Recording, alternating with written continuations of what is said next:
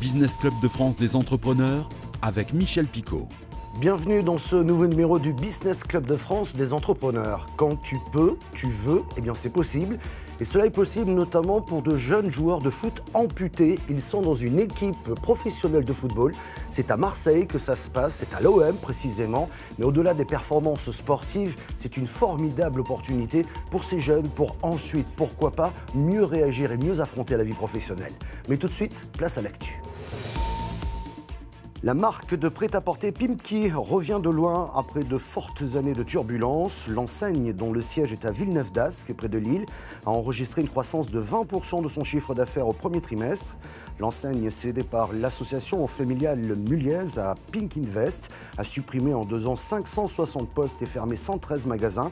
Depuis, Pimkie a un seul actionnaire, Amonis, et envisage d'investir 10 millions d'euros pour la rénovation de ses magasins.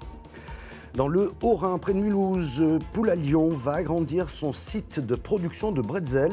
L'entreprise a prévu d'y investir 10 millions d'euros pour relocaliser sa fabrication qui se faisait jusqu'à présent en Allemagne. L'objectif est de créer un bretzel avec une indication géographique protégée IGP, précise l'entreprise. Et nous partons tout de suite à Marseille pour retrouver notre invité Jérôme Raffetto. Bonjour.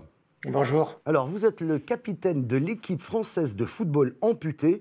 J'ai cherché un peu partout en France s'il existait ce type d'équipe. Eh bien, il y en a pas. Il y a la vôtre, celle qu'a conçue et héberge l'OM, l'Olympique de Marseille. Vous pouvez nous en dire plus sur cette équipe ? Oui, en fait, c'est une équipe que nous avons créée il n'y a pas si longtemps, donc au mois de janvier. Donc ça fait quelque temps en fait que l'équipe française de football pour amputés existe, mais il n'y avait pas de championnat. On a créé un championnat il y a 2 ou 3 ans, donc effectivement il y a d'autres équipes qui existent, mais ce ne sont pas des équipes professionnelles ou alors pas de Ligue 1. Il y a le FC Annecy et une équipe sur Paris, le Phoenix, qui existe également.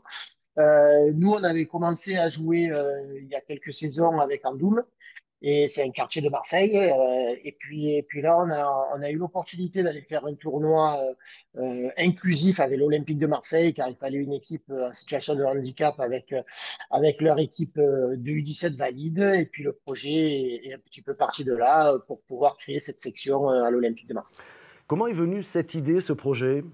En fait, tout simplement, l'évolution du sport. Moi, j'ai eu mon accident il y a maintenant presque 20 ans, donc en 2005. Quand j'ai regardé sur Handisport, le foot amputé n'était pas référencé. Et tous les autres sports qu'ils me proposaient ne m'intéressaient pas. Donc, du coup, de fil en aiguille, je suis tombé sur cette équipe qui était déjà créée, l'équipe française de foot pour amputés. Il y a une fédération européenne, il y a une fédération mondiale.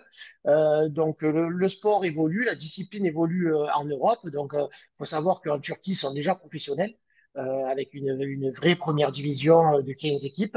En Pologne, ils commencent à l'être petit à petit. Donc en Europe, voilà, ça commence à évoluer tout ça. Et en France, on a eu aussi cette envie de faire évoluer ce sport et de créer notre propre championnat. Alors, pardon pour cette question, Jérôme, mais les joueurs jouent avec leurs 2 béquilles, sans prothèse, je crois, mais les règles sont les mêmes que pour le football valide ? Alors, pas tout à fait. Il y a quelques différences. Donc, oui, effectivement, on joue avec 2 béquilles sur une jambe.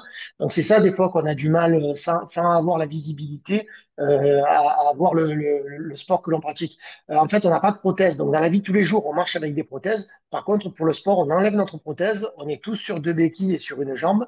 Le gardien a une spécificité, c'est qu'il a une surface de réparation où il ne peut pas sortir. Par contre, lui a ses 2 jambes et ne peut faire le gardien qu'avec un seul bras. Donc, pour l'équité du sport, on n'a pas le droit de toucher le ballon avec le moignon ou le membre handicapé, autant pour le gardien que pour les joueurs. On joue à 7 contre 7 sur une surface de 40 mètres par 60 mètres.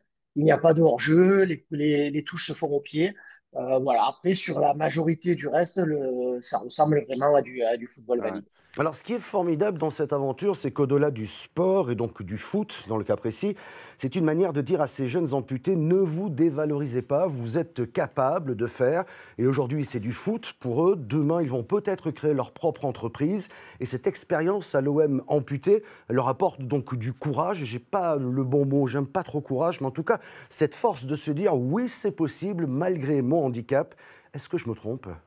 Non, non, c'est tout à fait ça, oui. Pour revenir un peu sur ma carrière à moi, j'ai été au centre de formation à l'ESCAN et j'y ai joué jusqu'en Ligue 2. Après, j'ai eu un petit peu des blessures qui m'ont contraint à redescendre en amateur, mais plutôt à un niveau quand même cohérent, puisque je jouais à N2. Puis en 2005, donc j'ai eu en allant à l'entraînement à hier, j'ai eu un accident de la route où j'étais piéton et une voiture est sortie de la route et m'a renversé. Et puis ensuite, voilà, oui, de rencontrer des personnes aussi en situation de handicap et de voir ce qu'ils sont capables de faire. Bien sûr que mentalement, ça nous donne envie de faire plus. Moi, mentalement, je pense être quelqu'un de suffisamment solide pour pouvoir avancer. Donc, quand j'ai eu mon accident et que j'ai pas trouvé de sport adéquat, eh ben, je suis parti, eh ben, comme tu l'as dit, dans un système où j'ai voulu créer ma propre entreprise, justement, où j'ai fait un complexe de foot indoor sur Carnoux-en-Provence que j'ai tenu pendant 12 ans. Donc du coup, j'ai monté le complexe. Ça s'était pas encore connu en France et on a lancé un peu cette mode. Ça a très très bien marché. Et il y a 4 5 ans, beaucoup de se sont montés. J'ai décidé de vendre. Et c'est à ce moment-là que j'ai connu le foot amputé. Et j'ai toujours besoin en fait d'objectifs dans ma vie. Donc du coup, je me fixe toujours des objectifs à court, moyen et long terme que j'essaye d'atteindre le plus rapidement possible. Et donc quand j'ai ouvert mon entreprise et que j'ai décidé de la vendre, eh ben, je suis parti sur un autre objectif.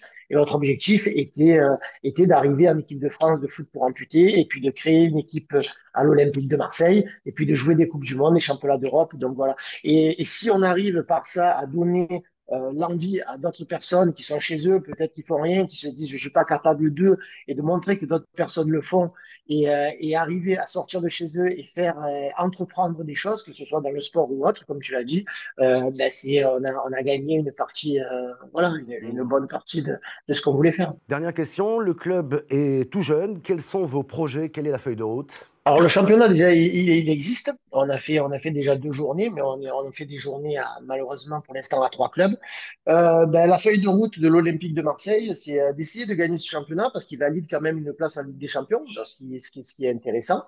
Et puis voilà, je vais pas dire recruter des joueurs parce que on souhaite pas à certaines personnes d'avoir ce handicap-là, mais en tout cas d'essayer de sensibiliser ceux qui ont déjà eu un accident de la vie ou autre et qui sont en situation de handicap, de venir nous rejoindre. Nous, depuis qu'on a créé cette équipe, on a 8 nouveaux joueurs qui sont venus essayer. Donc, des fois, ça le fait, des fois, ça le fait pas, parce que le sport amputé est quand même un sport très, très physique, donc où on doit autant utiliser le haut que le bas du corps. Voilà, on est aussi dans un volet social, hein. Ouais. Donc, il y a vraiment 2 parties pour le club. Le volet social, où on va récupérer des joueurs, où on va montrer ce qu'on est capable de faire et où on va essayer d'emmener le plus loin possible les personnes en situation de handicap, et le volet quand même compétition, où nous faisons partie d'un championnat et nous avons envie d'aller le plus loin possible. Merci beaucoup, Jérôme. Et en parlant justement de dépassement de soi, vous connaissez peut-être Philippe Croison, cet aventurier exceptionnel qui n'a plus de jambes et plus de bras. Sa fondation a proposé la traversée en Guyane, la traversée de la liberté, à plusieurs jeunes handicapés. Cela a donné naissance à un documentaire, La traversée de la liberté, produit par Atlantiprod. On regarde quelques images. Entre la liberté et le bagne, il peut y avoir la mort. Il n'y a pas la peur. Je suis Philippe Croison. Je suis mort le 5 mars 1994. Enfin, j'aurais dû. On m'a réanimé. Mais à quel prix? Et c'est l'aventure qui m'a permis de trouver le courage pour continuer. Avec l'Académie Philippe Croison, on prépare ces jeunes nageurs à la compétition de haut niveau. Mais j'ai envie de leur transmettre aussi l'amour des grands défis. C'est pour cela qu'on les a emmenés en Guyane. On leur a fait réaliser une traversée inoubliable entre les îles du Salut et Kourou. Et c'est cette histoire qu'on va vous raconter. Pour la partie un peu maritime, à part les requins, il faudra faire attention. Bon, après, ça, c'est un détail. Tout seul, on va vite. En groupe, on va loin. En Guyane, il y a des moments où vous allez traverser, je pense, des moments durs. Mais c'est pas grave, il faut rester motivé, il faut penser toujours au groupe.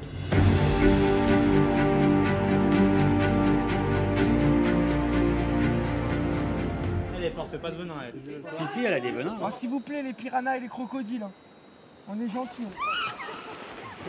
Alors plongez pas. Il y a un mètre d'eau, il y a un Gabriel.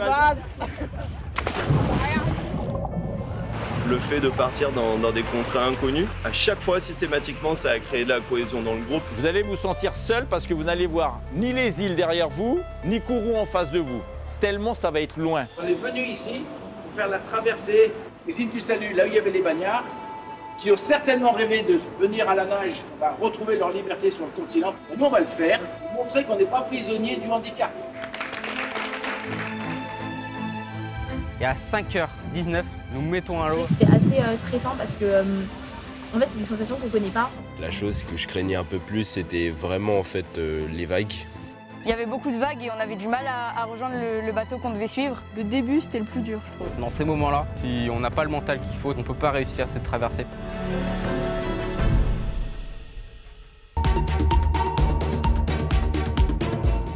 Et partons tout de suite à la rencontre de Idefix, un robot destiné à sécuriser le fonctionnement de l'usine ZF de Bouzonville, spécialisée dans les pièces de freinage automobile.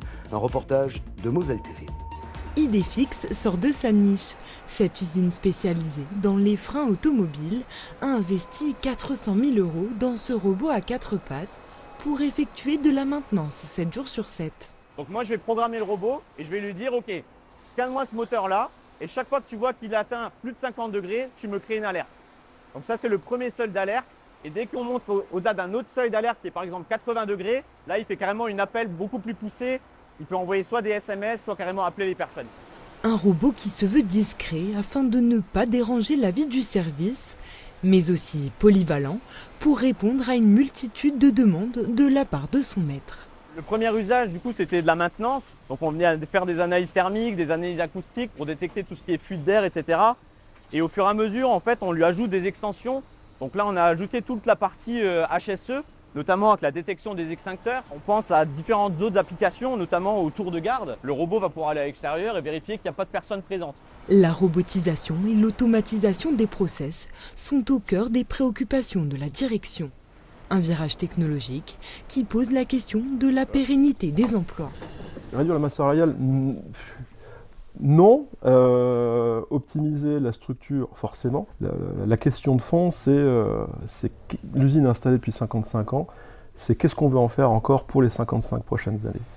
Le pire serait de ne rien faire, bien entendu. Sur ces robots, là, et l'intelligence artificielle, je suis assez confiant encore de toutes les belles choses qui pourront être faites pour que l'ancrage de l'usine reste tel qu'il est.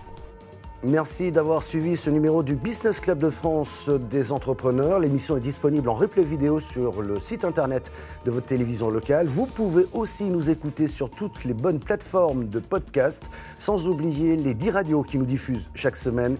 Merci de votre fidélité. À la semaine prochaine.